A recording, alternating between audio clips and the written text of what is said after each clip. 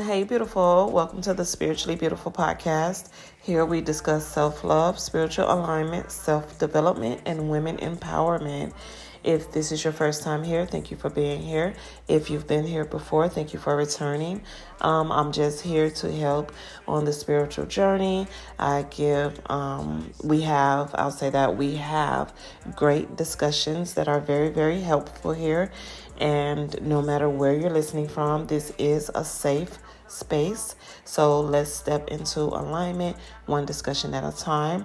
Go through my videos if you have not. Everything that I do is in the title, so you'll know whether it's something that you would want to click onto or not. But I think everything is good. So take a listen. I may start rambling like I'm doing now, but I do start speaking on something depending on what the discussion is about. I may speak about something that I've been through and tell you how I dealt with it, or I may just stick to the topic of the discussion. And I always give a great affirmation at the end that could be very useful. So, this particular discussion is about why your environment determines your alignment, peace, and prosperity. So, today it's basically about how something can quietly shape your entire life, and that is your environment, where you live, who you're around, what you hear daily. All of that either supports your alignment or it depletes it. Okay. And if you're feeling stuck, drained, or disconnected, that could be the reason why. You might just have to leave. Sometimes you just have to go and try something new, put yourself in a better environment, because your environment is not just a place, it's energy that you're constantly absorbing. And this includes the people you're around, the conversations you hear, the emotional tone of your space, the level of peace versus chaos that is in your surrounding. And spiritually, your environment really has to nourish you or it will deplete you. Okay? And alignment does require support, not really constant resistance, if that makes sense. All right. So a lot of people are trying to grow spiritually in environments that contradict everything they're becoming. And that's something like when you're healing in a space that triggered you. You're not going to heal. This place triggered you. You're going to always be triggered, right? So growing around people who don't respect your boundaries, that's another thing. You need to stay away from people if they cannot respect your boundaries, okay? You're healing for you, not anybody else. You're healing for yourself. This benefits you. So just try your best to get away from anything that is not supporting your growth. And trying to stay positive in a place that's constantly negative will not work. It will exhaust you. So, being misaligned in your environments will block your prosperity. So let's talk about prosperity. Let's talk about abundance, because this isn't just emotional, it's material. And when your environment is stressful, negative, draining, unstable, it will affect your focus, creativity, your decision making, and your confidence. And that's just the truth. That directly impacts your ability to grow financially and personally, because you're blocked, you're stagnant, so you can't be yourself 100%. You can't give your all 100%, if that makes sense. Because when you're gaining prosperity, you're going to need stability. You don't need to be unstable. You're going to need that peace. You don't need to be triggered. You need that clarity. You see what I'm saying? So it's all about where you are and who you're around. You cannot build abundance when you're in survival mode. So your environment does reflect what you tolerate. And that's just the hard truth, you know. Say, for instance, your environment is disrespectful, it's chaotic, it's unsupportive. I don't know if those would be the correct terms, but it's triggering, and you really don't want to be there. Say, for instance, you I'll say for me, for instance, you've ever been in a place where you knew you just weren't happy at, but you left and things didn't go right where you were at, so you went back. Never go back. Go somewhere new. Go somewhere new. Never go back, because it won't work. It won't work, And it's just like you tolerated going back to that old place because you were familiar with it. And that's not how things should go.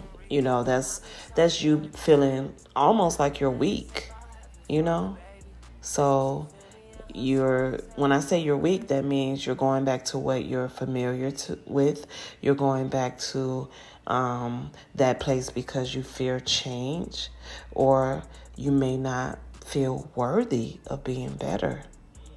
But you have to realize that spiritually, growth requires honesty, and change.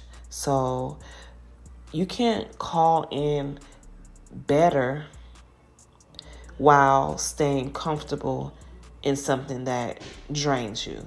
So you can't sit here and sit in an environment that is draining you, but you want something better. No, you got to move to a better environment, because that will heighten your energy, if that makes sense. I hope it makes sense. I hope you understand me.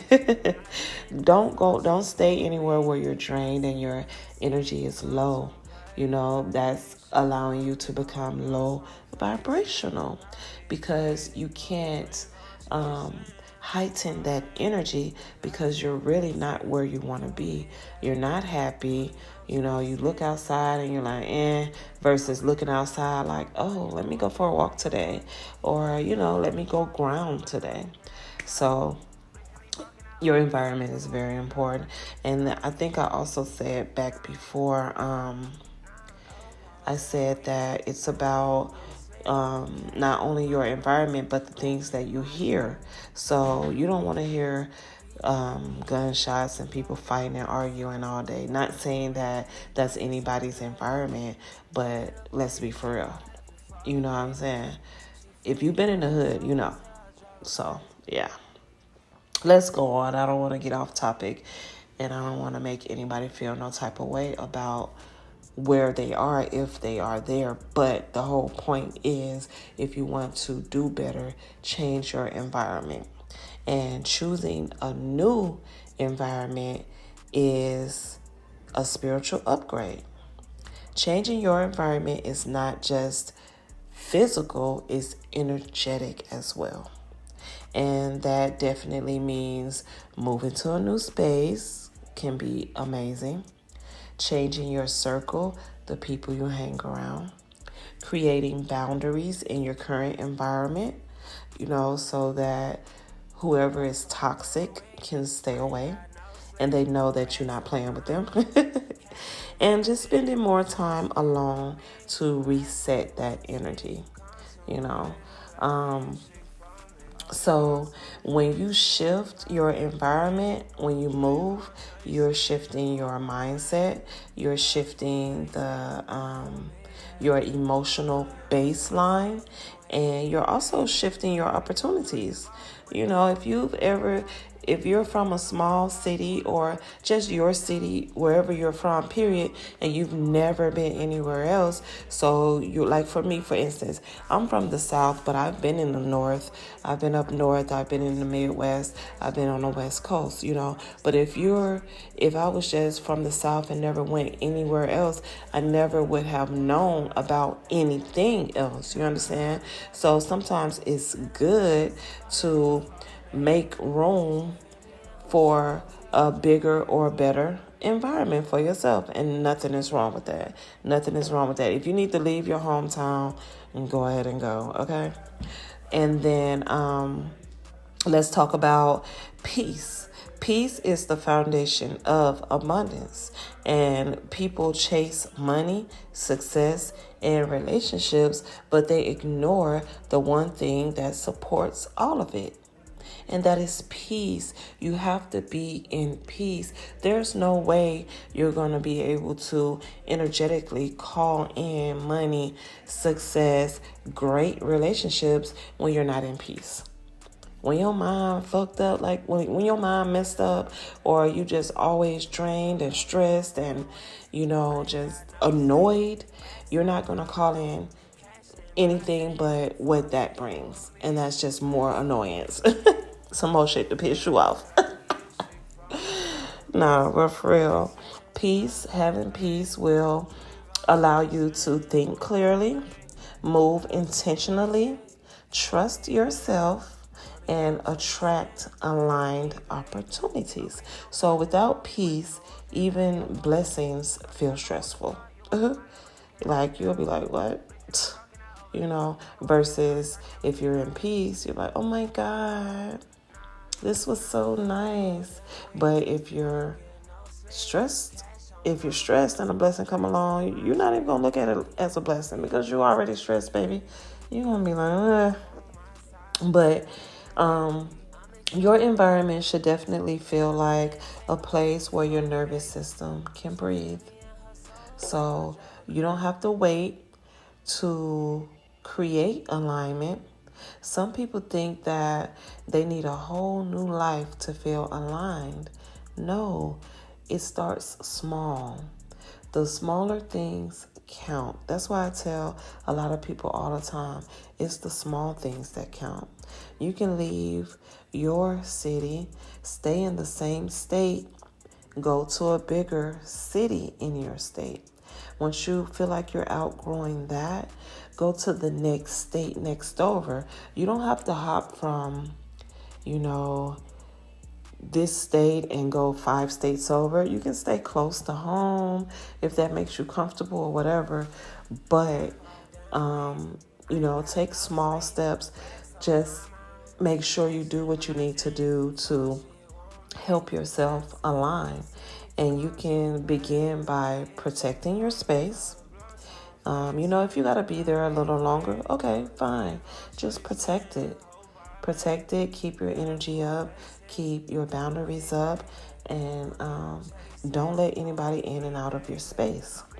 And limit access to your energy. Everybody shouldn't be able to be into your energy. Create quiet time for yourself. Take that time to manifest. Take that time to meditate.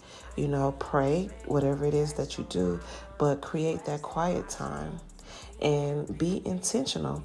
Because being intentional about who and what you are and what you're elevating to be, which is your higher self, that takes a lot of your energy. So be intentional when you're giving that energy, because it's going to be a lot of energy to give, but be intentional and it'll be worth it, if that makes sense. So you have to basically create your alignment. It's not just going to drop in your lap. You got to create it. But if your environment constantly drains you, distracts you, or disrespects your growth, or anyone in it disrespects your growth, it's not just uncomfortable, it's misaligned. So you have to get aligned.